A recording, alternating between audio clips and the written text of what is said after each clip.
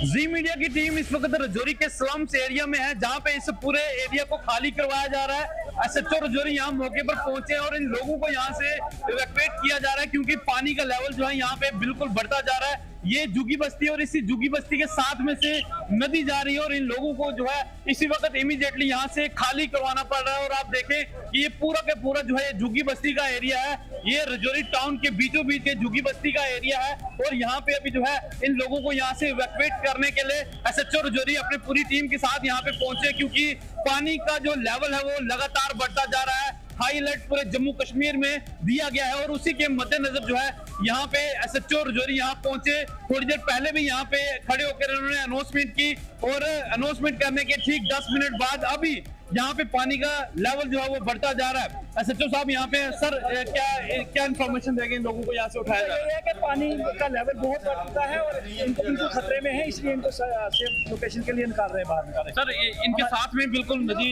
जा रही है, बिल्कुल करीब है, पानी का जल स्तर बहुत बढ़ गया है और टच कर रहा है, इसलिए हम इनको निकाल रहे हैं। तो पुलिस का ये क्विक एक्शन यहाँ पे देखने को मिल रहा है। जैसे ही पानी का लेवल बढ़ता है और यहाँ मौके पर पहुंचे हैं एसएसपी रजौरी गौरव शेखावर, वो भी पूरे इस इलाके को मॉनिटर कर रहे हैं और वो भी सुपरविजन कर रहे हैं इस पूरे इलाके की कहां पे लोग जो है कहीं पे फंसे हुए उन्हें इवैक्यूएट करना है। तो जी मीडिया की टीम रजौरी के स्लम एरिया के बिल्कुल नजदीक पहुंची थी, जहां पे पानी का लेवल बहुत बढ़ता जा रहा है और इन लोगों को यहां से निकालने का पूरा प्रयास जो है जम्मू कश्मीर पुलिस की तरफ से रजौरी के अंदर किया जा रहा है। अपने साथी प्रमोद के साथ रजौरी से जी मीडिया के लिए मैं अंकित केसर।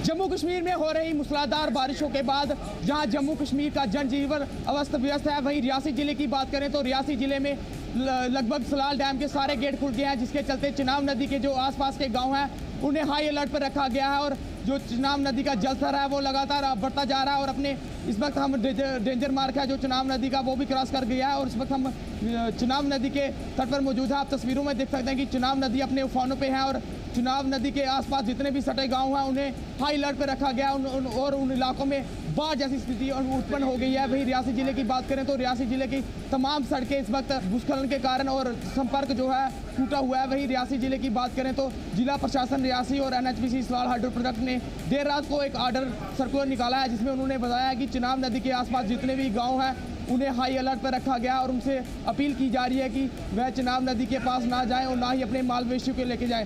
अगर हम आपको अगर गांव की बात करें तो तलवाड़ा, गुजर कोठियाँ, डेरा बाबा, कांसपट्टा और अलग कई इलाकों को हाई अलर्ट पर रखा गया। वही प्रशासन और पुलिस लगातार इस इलाके में पेट्रोलिंग कर लोगों को बता रही है कि चिनाब नदी के पास ना जाएं। वही एसडीआरएफ, एनडीआरएफ की टीम भी पूरे इलाके में इस वक्त गश्त कर रही है, लोगों से ये कह रही है कि चिनाब नदी के आसपास ना जाएं और प्रशासन ने लोगों से अपील की है कि वेदर एडवाइजरी को देख के ही अपने घर से निकले। जी जम्मू कश्मीर लद्दाख के लिए रियासी से मैं अमन शर्मा। कल सुबह से हो रही बारिश के बाद पुंछ के दरियाओं व नालों का जलस्तर बढ़ गया है। आप मेरे पीछे तस्वीरों के माध्यम से देख सकते हैं, ये पुंछ का पुलिस नदी है जिसमें जो जलस्तर है वो काफ़ी बढ़ गया है। अब हालांकि वो खतरे के निशान से ऊपर नहीं है, मगर फिर भी जलस्तर काफ़ी बढ़ा हुआ है और लोगों को जिला इंतजामिया लगातार ये चेता रहा है, अनाउंसमेंट्स करके बता रहा है कि वो नदी नालों के पास ना जाए और सुरक्षित स्थानों में चला जाए ताकि उनको कोई नुकसान ना हो। एसडीआरएफ की टीम पुंछ पुलिस की टीम जो है लोगों को दरियाओं और नालों के पास से निकालकर सुरक्षित स्थानों में ले जा रही है कि कहीं कोई नुकसान ना हो सके। एसडीआरएफ लगातार काम कर रही है और लोगों को ये बता रही है कि वो दरियाओं और नदी नालों के पास ना जाएं। आप मेरे पीछे तस्वीरों के माध्यम से देख सकते हैं कि जो दरिया हैं और जो पुंछ के नदी नाले हैं उनमें जो जलस्तर है काफ़ी बढ़ गया है। हालांकि यहाँ पर बारिश नहीं हो रही है, मगर पुंछ के ऊपरी क्षेत्रों में लगातार बारिश हो रही है, जिसकी वजह से जो है वो दरियाओं का जलस्तर बढ़ा हुआ है। जी जम्मू कश्मीर लद्दाख के लिए पुंछ से अनुभव मिश्री की रिपोर्ट।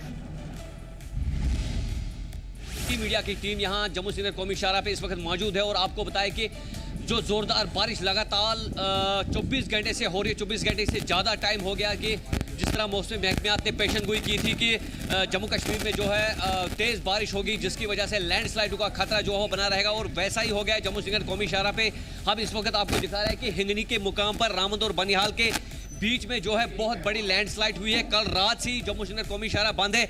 आपको बताया कि 3-4 दिन बाद जब उधमपुर में प्रशासन ने रोड को खोला था और जब बारिश तेज हुई तो कल वैसा ही वो रोड फिर से एक बार बन गया। उस रोड को ठीक करने के बाद जो है दोबारा वैसा ही बन गया। उसके बाद जो रामन बनिहाल का एरिया है, यहाँ पे जगह जगह पे लैंडस्लाइड जो है कंटिन्यू रात से आ रही है और कहीं जगह पे जो है वो रोड जो है ढह गया।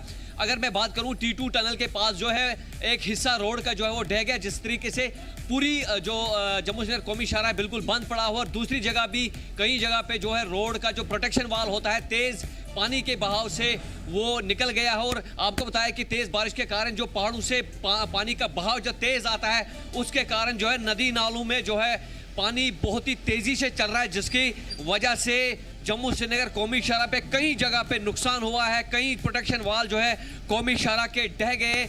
अब यह है कि जैसे ही मौसम साजगार होता है इसके बाद प्रशासन को कितना टाइम लगेगा ये आने वाला वक्त बताएगा। फिलहाल जम्मू श्रीनगर कौमी शाहरा बिल्कुल आमद रफ्त के लिए बंद है और ट्रैफिक इंतजामिया से लगातार अपील की जा रही है लगातार लोगों को कि जम्मू श्रीनगर कौमी शाहरा पे सफर ना करे। जो भी ये सोच रहा है या प्लान कर रहा है सबसे पहले रामन उधमपुर या जम्मू श्रीनगर कंट्रोल रूम पे वो राब्ता करेंगे। यहाँ पे ट्रैफिक पुलिस का एक जवान है जो कंटिन्यू आपने सोशल मीडिया पे भी देखा होगा ये लोगों की खिदमत किस तरह के अंजाम दे रहे हैं। आज हम इनसे बात करने की कोशिश करेंगे। इनका नाम है बशारत बुखारी साहब, सईद बशारत बुखारी साहब। सर, आप तूफान आंधी हमने देखा कि किस तरह आप लोगों को गए, तो आज यहाँ पे आप तैनात है, यहाँ लैंडस्लाइड हुआ है, किसकी जगह पे रोड जो है वो मुतासिर हुआ है? जनाब, अगर हम बात करेंगे तो सबसे पहले मैं आपसे बताना चाहूँगा हमारे जो SSP साहब बहादुर है श्री राजा आदिल हमीद साहब, या हमारे जो उन्होंने कल भी या बार बार वो आपके इंटरनेट के माध्यम से या न्यूज़ चैनलों के माध्यम से या ट्वीट के ज़रिए या एडवाइजरी के मुताबिक हर वक्त वो यही कहते हैं कि सफ़र करने से पहले ट्रैफिक कंट्रोल रूम रामबन के साथ रब्ता करें। आज जो है मुतअद्दिद मुकामात पर जो है यहाँ रामबन से बानीहाल से यहाँ तक स्लाइडें हुई है, जैसे कि शालगिडी नाला है, जैसे कि शालगिडी नाला T2 टनल के पास सर पूरा रोड ही खिसक गया, निकल गया है। आगे चलकर अगर हम देखेंगे तो कश्तवाड़ी पत्थर है, आगे उसके आगे अगर आप देखेंगे तो नाचलाना में पूरा रोड ही खिसक गया है। वही अगर आगे हर समय मां वैष्णो के जयकारों से गूंजने वाली ये पावन धरती कटरा की बात करूं तो आज 9 दिन हो चुके हैं मां वैष्णो देवी की यात्रा को स्थगित हुए। जी हाँ, आप इस समय देख रहे हैं हम कटरा के दष्टी ड्योढ़ी पे मौजूद है। यहाँ से मां वैष्णो देवी की यात्रा शुरू की जाती है। पहला पड़ाव दष्टी ड्योढ़ी भी इसे कहा जाता है और लगातार खराब मौसम के चलते आज जो 9 दिन हो चुके हैं मां वैष्णो देवी की यात्रा को स्थगित हुए। हर समय माता रानी के जयकारों के साथ गूंजने वाला ये कटरा शहर न जाने क्यों आज सूना हो पड़ा हुआ नजर आ रहा है। यह वो एरिया है यहाँ पर लंबी लंबी कतारों पे अपने जांच करवाकर भवन की ओर रुख करते थे, पर पिछले कई दिनों से लगातार हो रही बारिश का सिलसिला जो है वो जम्मू कश्मीर में जारी है। यात्रा की सुरक्षा के मद्देनजर रखते हुए बोर्ड प्रशासन के द्वारा आज 9 दिन हो चुके हैं मां वैष्णो देवी की यात्रा को स्थगित किए हुए। पिछले मंगलवार यानी कि 26 अगस्त की बात की जाए तो अर्धकुंवारी के पास भूस्खलन की चपेट में आने से 34 श्रद्धालुओं की दर्दनाक मृत्यु भी यहां पर हो गई थी। उसके बाद बोर्ड प्रशासन के द्वारा यात्रा को लगातार 9 दिन से स्थगित रखा गया है, क्योंकि मौसम जो है वो साफ नहीं हो रहा है। बात करूं तो इसी के साथ कई सारे और भी इलाके हैं यहाँ पर भूस्खलन की खबरें निकलकर सामने आ रही थी। कई सारे रोड हैं जो कटरा के साथ लगते हैं, उन्हें भी इस समय बंद रखा गया है।